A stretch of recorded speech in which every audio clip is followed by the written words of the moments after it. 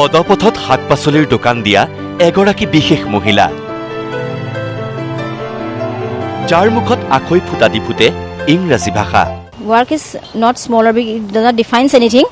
Work is work. Everything depends on your hard work. Hard work always follows success, and success comes through hard work. I have to work very hard for their bright future. সংগ্ৰামক হাঁহি মুখে উফৰাই জীৱন জিনাৰ বাটত শিৱসাগৰৰ আৰিফা। তেওঁৰ যিবোৰ ড্ৰিমছবিলাক আছিলে, সপোনবিলাক আছে, এইবিলাকতো মইহে লৈ যাব লাগিব। মোৰ ল'ৰা ছোৱালী থ্ৰুদি ছাকচেছ কৰিব লাগিব, আৰু সিহঁতকে ছাকচেছফুল কৰিবৰ কাৰণে মোৰ বেটীজনী এইবাৰ 2টা লেটাৰ লৈ পেলাই মেট্ৰিকত CBSE ডোন পাব্লিকৰ পৰা বহুত আমি কষ্টৰে তাইক পঢ়াই পেলাই উলিয়াই আনিছোঁ। মানে জীৱন মানেই সংগ্ৰাম, জীৱন মানেই উত্থান পতন। যাৰ জীৱনলৈ ধুমুহা আহে তেওঁৱেই বুজে জীৱন জিনাৰ আচল মাদকতা কি। তাৰেই উদাহৰণ শিৱসাগৰৰ আৰিফা ৰহমান হাজৰিকা। ইংৰাজী বিষয়ত সন্মানসহ স্নাতক ডিগ্ৰীধাৰী আৰিফাৰ স্বামীৰ 2 মাহ পূৰ্বে মৃত্যু হৈছিল। সৰগ ভাগি পৰা আৰিফা কিন্তু বিচলিত হোৱা নাছিল। 2 কন্যাক এৰি থৈ মৃত্যু হোৱা স্বামীৰ বেপাৰখন চলাবলৈ বিনা সংকোচে পদপথত জঁপিয়াই পৰিছিল আৰিফা। কাৰণ তেওঁ জানে কামৰ যে কোনো সৰু বৰ নাই। সেয়ে ঘৰ চলোৱাৰ তাৰণাত শিৱসাগৰৰ KPM চাৰিআলিত শাক-পাচলি বিক্ৰী কৰি গৈছে ইংৰাজীত অনাৰ্ছ আৰিফা ৰহমান হাজৰিকাই। মই সোণাৰী কলেজৰ পৰা পাছ কৰা 2004ত ইংলিছ অনাৰ্ছ লৈ পেলাই পাছ কৰা। মই চেইণ্ট জোচেফত পঢ়া সোণাৰীত। মোৰ মানুহজনে ভাল ছাকচেছফুল বিজনেছমেনে আছিলে। তেওঁ কিন্তু অসুখ হোৱাৰ কাৰণে তেওঁ মানে কমপ্লিট বডিটো মানে লাহে লাহে কাম নকৰা হৈ গ'ল। বহুত বেমাৰে আগুৰি ধৰিলে। 49 years হৈছিলেহে তেওঁ। আৰু মই 40 দিনো ঘৰত নেথাকি মানুহজনৰ মোৰ 2জনী ছোৱালী, মই পঢ়াই থকা ছোৱালী 2জনী ডোন পাব্লিকত পঢ়ি আছে। মোৰ 2জনী ছোৱালী পঢ়ি আছিলে। ডাঙৰজনী এইবাৰ মেট্ৰিক পাছ কৰিলে। যথেষ্ট পইচাৰো প্ৰয়োজন হয়, বহি থাকিলেতো নহ'ব। তেওঁৰ অসুখতো বহুতখিনি টকা আমাৰ গ'ল। তেওঁ এনেকৈ হেল্পলেছ হৈ পেলাই মই বহি থাকিলে নহ'ব বুলি মই তেনেকৈ তেওঁৰ যিটো দুখ আছে মানে মন্ত্ৰতে ভৰাই থৈ পেলাই মই ওলাই আহিছোঁ ফাইট কৰিবৰ কাৰণে, ষ্ট্ৰাগল কৰিবৰ কাৰণে, যাতে মানে মই সিহঁতক চেল্ফ ডিপেণ্ডেণ্ট কৰিব পাৰোঁ। মানে বহুত ছেক্ৰিফাইচ কৰিব লগা হৈছে। মই ৰাতিপুৱাও সোনকালে উঠিব লাগে, ৰাতিও অকণমান আমি দেৰিলৈকে থাকিব লাগে বিজনেছ, কাৰণ customers are not available at any time.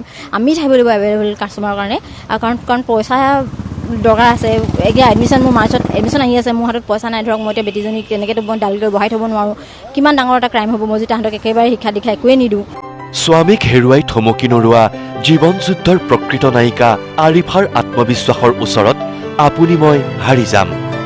জীৱনলৈ অহা ধুমুহাবোৰক হাঁহি মুখে উৰুৱাই দি আৰিফাই মানুহ কৰিছে 2গৰাকী কন্যাক।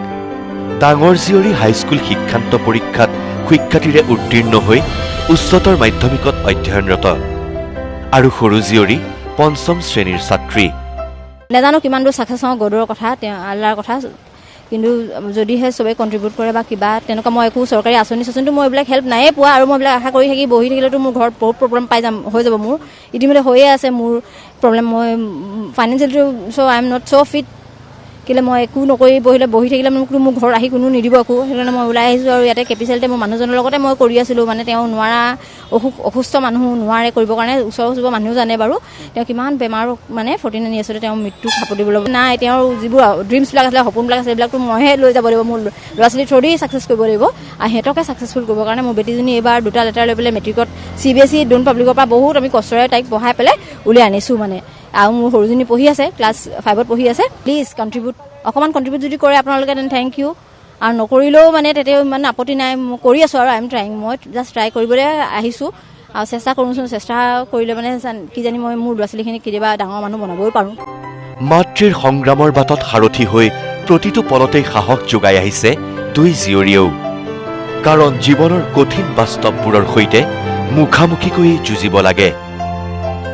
পঢ়ুৱাই আছে আপোনাৰ ভণ্টি কিহত পঢ়ে? ভণ্টি ক্লাছ 5ত পঢ়ে। তো মা মানে আগৰ পৰাই নিজে মানে তেওঁ বহুত এম্বিচিয়াছ থকা ওমেন হয়। তেওঁ মানে নিজে ৱৰ্কবিলাক কৰি বহুত ভাল পায়। নিজে মানে ইণ্ডিপেণ্ডেণ্ট হ'ব বিচাৰে। আগৰ পৰাই তেওঁ টিউশ্যনছ কৰিছিলে। তেওঁ আৰু ক'ৰবাত জবো পাইছিলে। খালি মানে পাপা কি হ'ল, হেল্থ কণ্ডিশ্যনটো বেয়া হৈ থাকে। তো মায়ে মানে পাপাক টাইম দিব লাগে। শিৱসাগৰৰ আৰিফা সকলোৰে আদৰ্শ হওক। কেমেৰা পাৰ্চন হিমাংশু নেওগৰ সৈতে শিৱসাগৰৰ পৰা সত্যজিৎ নাথ, নিউজ লাইভ।